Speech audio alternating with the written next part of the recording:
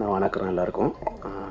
இந்த படம் பார்க்கணுன்னு சரவணன் வந்து ஒரு 6 மாதம் என்னை தொடர்ச்சியாக கேட்டே இருந்தார்.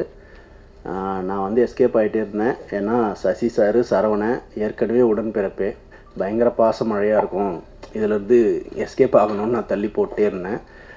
ஒரு நாள் வந்து எல்லோரும், நாங்கள் ஃப்ரெண்ட்ஸ் எல்லோரும் பார்க்கலான்னு முடிவு பண்ணி அந்த படம் போட்டோடனே ஃபஸ்ட்டு ஒரு 10-15 மினிட்ஸ் வந்து அப்படியே நார்மலாக போயிட்டு இருந்தது. சசிகுமார் லுக்ஸ் வந்து ஸ்டன்னிங்காக இருந்தது.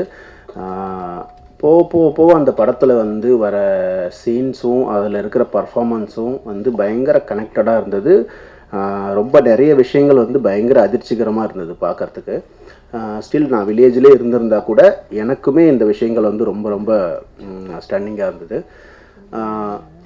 எது நல்ல படம்னு நான் சொல்லுவேன்னா, ஒரு பெரிய பட்ஜெட்டில் எடுக்கிற படமோ, பெரிய ஹீரோ படமோ, பெரிய பாக்ஸ் ஆஃபீஸ் பண்ணுற படமோ கிடையாது.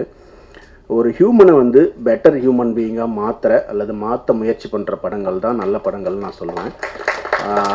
நந்தன் வந்து நம்மளை பெட்டர் ஹியூமன் பீயிங்காக மாற்ற முயற்சி பண்ணுது.